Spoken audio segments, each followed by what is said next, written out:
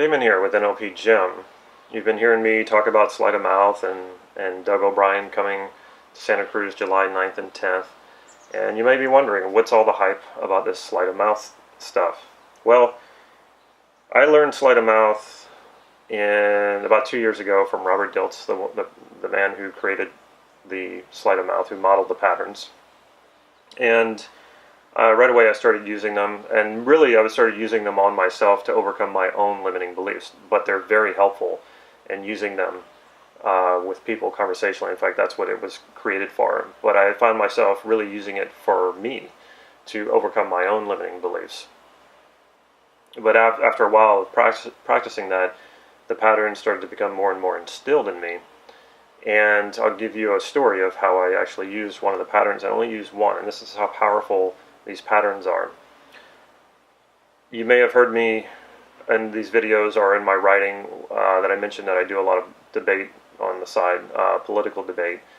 It's not something I do for a living, and I'm not a political commentarist, but it is something, it's more of a hobby, I would say, something I dabble in. And a lot of my family members have opposing political views, opposing from what mine are. So during the holidays, they like to pick on me, and we usually engage in some discussions and sometimes even some arguments. And I often take the bait. They put it out there, and I go for it because I actually, in some weird way, I enjoy it. That's just me. My cousin, in particular, who's not too much older than me, likes to put that bait out there, likes to jab me a few times. And one particular Christmas time, it was around Christmas time, he was doing exactly that. And he was commenting on a political, not a political figure, but a celebrity who said some unpopular things that were not politically correct. And not in so many words, he agreed with him, but didn't want to make it sound like he agreed with him too much because it was kind of bad. But what he did say was, I respect anybody who stands up for their beliefs, referring to the particular celebrity. And right away I said, well, I don't.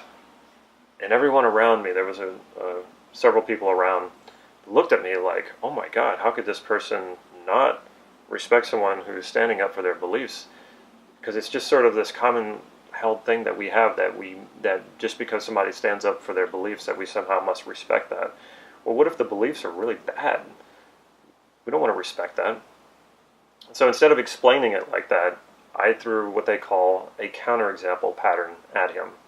So as soon as I said, well, I don't respect people, necessarily everyone who stands up for their beliefs, and everybody kind of looked at me like, oh my God, who is this guy? What is he talking about? And I said, Hitler stood up for his beliefs, and everything went quiet. In fact, some people had to sort of turn away from the conversation. It was too much for them.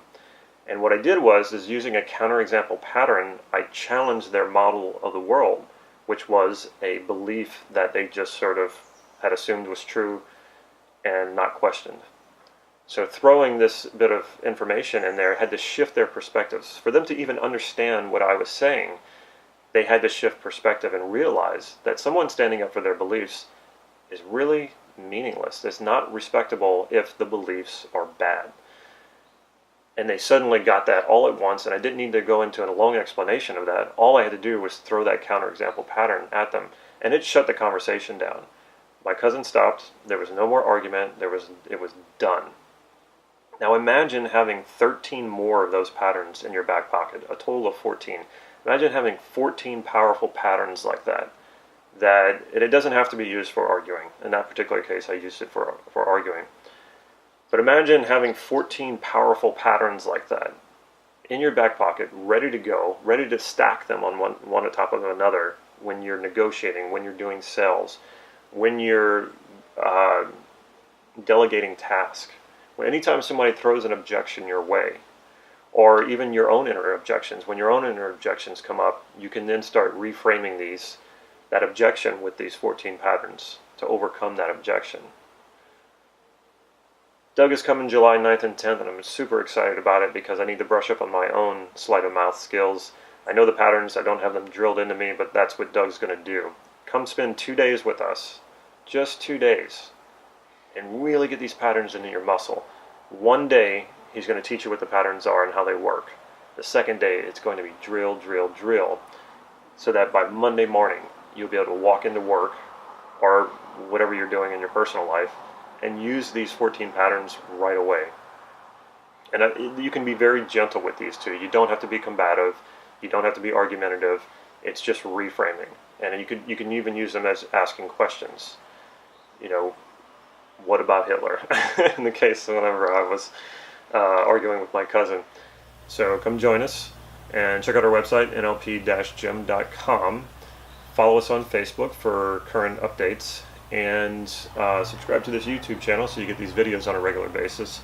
And I hope to see you at a training soon, or even one of our free practices. Take care.